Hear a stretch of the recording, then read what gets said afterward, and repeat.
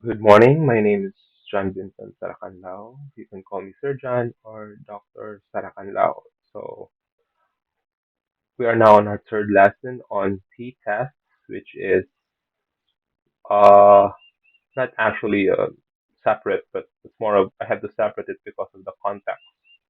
So we had forecast, layout, and data analysis.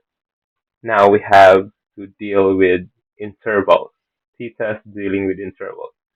So considering that we have data that are not just nominal or ordinal, but actually interval with the following scoring guidelines. So we have response to class limit is equal to n minus 1 over n, which is 3/4, which is 0.75, and that is our class limit or and our range. So we have a 0.75 range. So same thing, in cell, same process as stated before.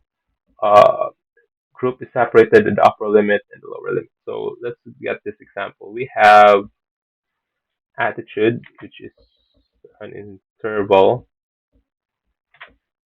and we have paired with comprehension. So paired with comprehension. Comprehension.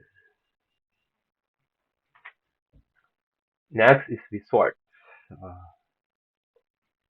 sort are the sort largest to smallest, expand selection.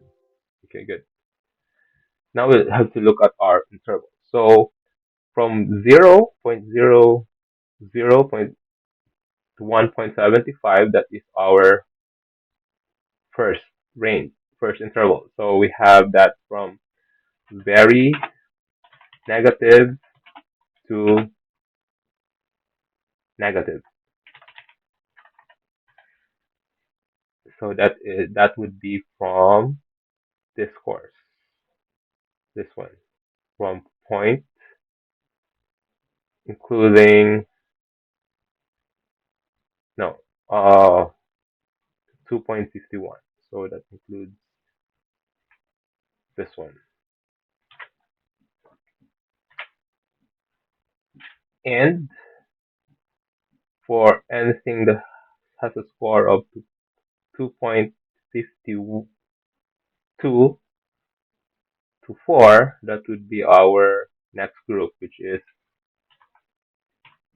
positive, sorry, positive to very positive, and that would be our second group. So higher than 2.52, and that is our second group. So the same thing, we have to be aware that when we put our t-tests and equal variances, we assume that those with positive to very positive attitude will also have a higher comprehension. So that will be this group, and this would be that group. Tables in first row, then click, and there you go. So we have a positive t-stat, which indicates that those with positive to very positive attitude actually has a mean score greater than the group with negative to very negative. Sorry for that error. So that's basically how you deal with intervals.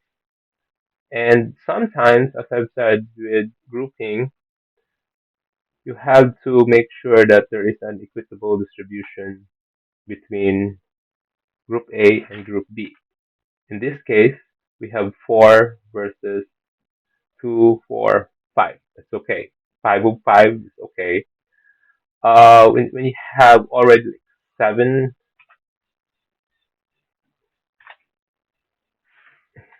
uh, I don't think that's fair already to compare. So, as I said, the computer will always calculate, but will calculate the results. But it's up to you if you think it's fair to compare with this in this kinds of scenarios. So If not, then don't go through it. Just uh, indicate that the data distribution is skewed. You cannot compare.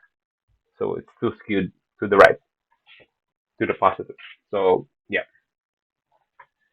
And let's go back to SPSS. So we have here, so in SPSS, you need to define groups. So, but not select, not by specified values, but cut points. So when you click on, as discussed before, you just group, say, point 1 and point 2, 0 and 1 or 0. That's normal. But we have to have a cut point when there is interval using SPSS. So you point a cut point at 2.51. And after that, you will have a result.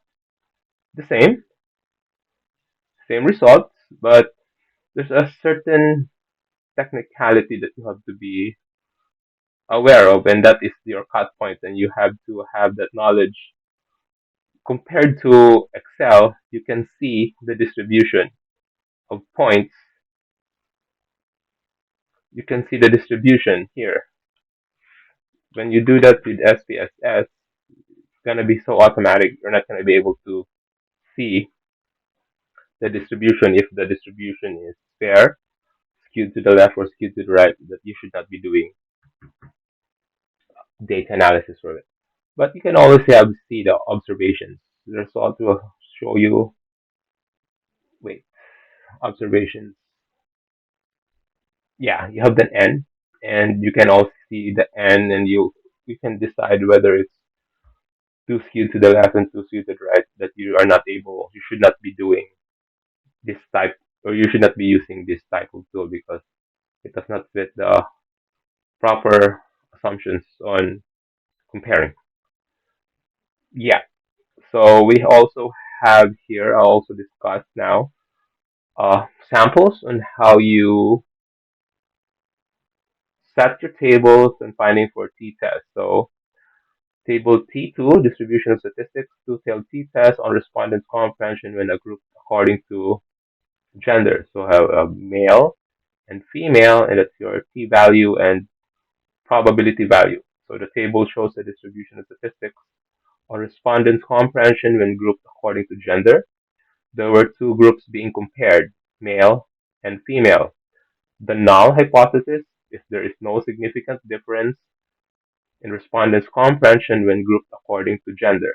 Take note that our null here is two-tailed, not one-tailed. Remember that when one-tailed, A is greater than B or B is greater than A. Since we are doing no significant difference, this is a two-tailed test.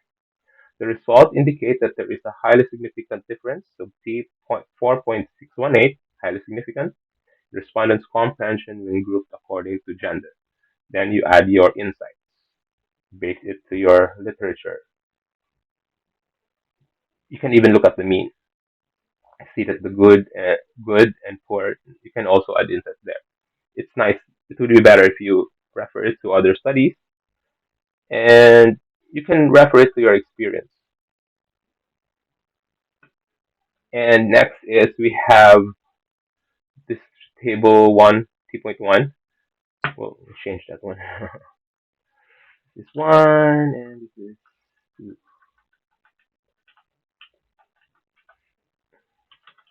Distribution statistics, one-tailed t-test on respondents' comprehension when grouped according to attitudes towards reading. So this is two-tailed and one-tailed, and you'll see the null is very different. The table shows the distribution of statistics on respondents' comprehension when grouped according to attitudes towards reading.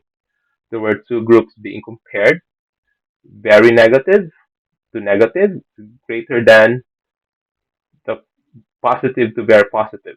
So the null, no, there's no greater here yet. Where there's two groups being compared, very negative to negative and positive to very positive. The null hypothesis, very negative to negative attitude has greater comprehension than those with positive to very positive attitudes. Attitudes. Reading is rejected. We did the t-test there, the sample, when greater is greater than or less than.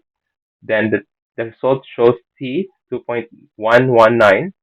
Significant indicates that those with positive to very positive attitude towards reading has a greater score in comprehension than those with very negative to negative attitude. So that's how you set the table. And that is how you set the difference between one-tailed and two-tailed tests or hypothesis. However, note that tests of normality is not conducted yet. If the data is not normal, then inferences, if the data is normal, then inferences not just in the sample but population is allowed. As stated earlier, if the data is not approximately normal, do not use the probability value in testing and presenting table. Limit the group being studied and not to infer results in a population. Yeah, as I've said in previous discussions, that it doesn't mean that you cannot describe. You can describe the mean. Is it? You can describe the mean, but do not infer to a larger population. You can infer to within the set from the sample or being what is being studied, but do not infer it to a greater population. T-tests can provide other information that can be used in the study, such as mean and standard deviation from each group and the differences of the mean. Those are descriptive and can be sufficient to describe the study, however, with the limitations and conditions of inferential statistics. And in t-tests, what is the greatest limitation there is on a skewed distribution. When you're comparing two response to eight responses or not equitably distributed responses. It's either too skewed to the left or too skewed to the right. And those are the times that even with description, you should not be doing it because it's not fair to compare three people to 15 people or 10 people or three, three respondents versus 10 respondents or 12 respondents or more. So, yep, that's it. And after this, we'll be doing analysis of variance, which I'll do it in a different time. That's a long discussion for today, and I hope you learned something from today's lesson. Uh, I had three videos posted today on t-test, forecast, layout, data analysis, and dealing with intervals. So I hope you purchase the book, which will be released on second week or February or end of February, New Year. So I hope it's a new year for me also with positive things and positive outcome of this book. So thank you and have a great day.